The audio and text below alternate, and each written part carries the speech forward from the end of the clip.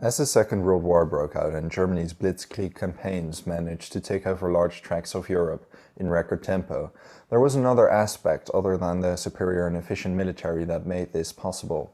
We've already touched upon the Brandenburgers, Hitler's elite special forces, and their role in the invasion of the Netherlands, Belgium and Russia. However, before the Second World War, Poland was the main target of Germany's intelligence operations, and Hitler tasked the German intelligence services with finding a reason to invade the country.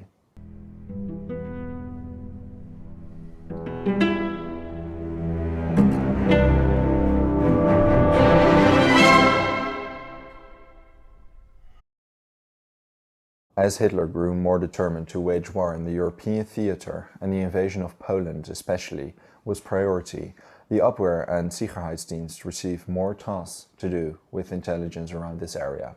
Fall Weiss, Case White, was a strategic plan for the invasion of Poland, and every day it grew closer to being set in motion.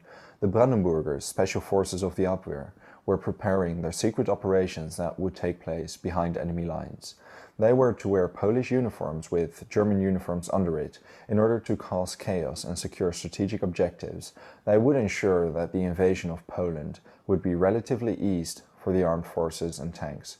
Fall Weiss was originally planned to be set in motion on the 25th of August, 1939, but Hitler decided to postpone it for political reasons. He could now defend his aggressive stance to the German people because, as he would declare, he had been reasonable in the negotiations and that it was all the fault of the Allied powers and the Poles themselves. The problem with Hitler's political maneuver was that some of the Brandenburgers and Sicherheitsdienst agents had already taken their positions along the Polish-German border, and they observed Polish territories and silently waited to carry out their tasks. After Hitler postponed the invasion of Poland, several of these special forces units could not be reached, and what followed was several units coming into action anyway. Several Brandenburger units engaged with fighting with Polish troops near the Jablunka Pass, and the Schutzstaffel units under Reinhard Heydrich, wearing Polish uniforms, performed a false flag attack on a German customs post at Hochlinden. Those attacks on German border posts by border agents were all very carefully planned out by the Nazi High Command and Hitler himself. It would be the Gleiwitz incident, however, that would unleash the war against Poland.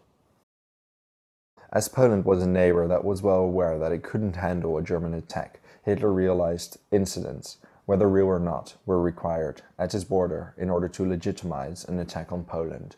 At first instance, Hitler went to Wilhelm Canaris, head of the Abwehr, and asked him whether the Brandenburgers were willing to perform these clandestine missions, among which an attack on the German radio station at Gleiwitz, with German special forces dressed in Polish uniforms. Canaris was rather disturbed when Hitler requested this.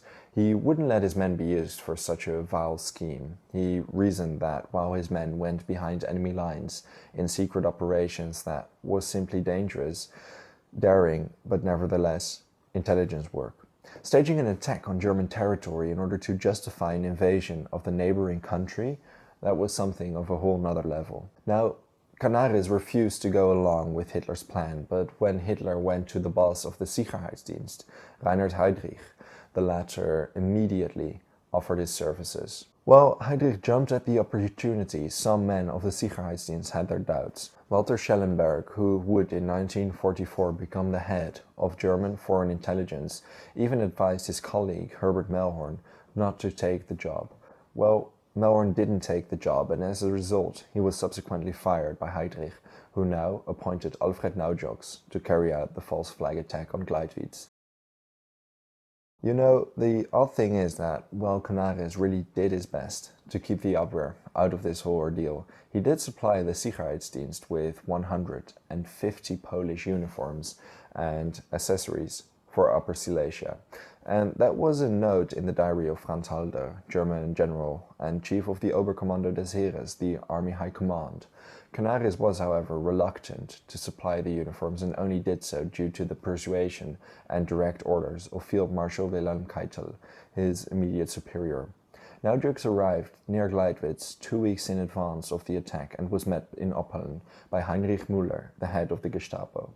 Müller told Naujux that there were several canned goods that would be handed over to Naujux in order to add credibility to the operation. These canned goods were Polish-speaking prisoners.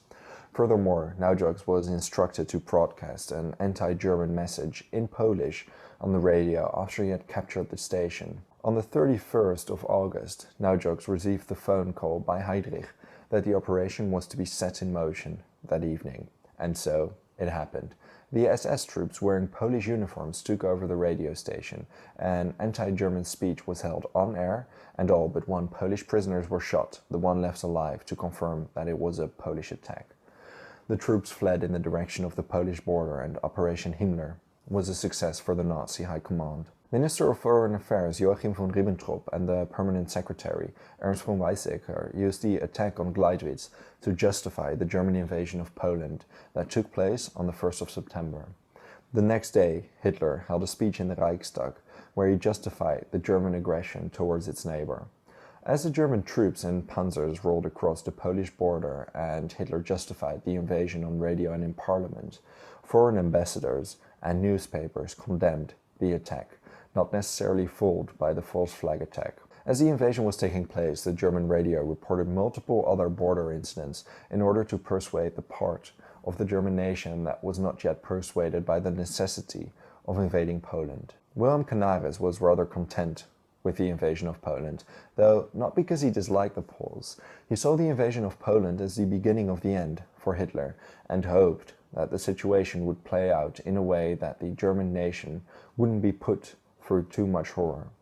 It wasn't meant to be, though, and the Vice Consul to Zurich, Hans Gisevius, who was vehemently but covertly against the Nazis, met with Hans Oster, the deputy of the Abwehr, where Oster revealed that Britain had decided to declare war and that he was convinced this meant the end for Germany. Oddly enough, the Abwehr knew about Britain's decision to declare war on Germany before anyone else did, because they intercepted the messages destined for the British ambassador in Berlin, Sir Neville Henderson.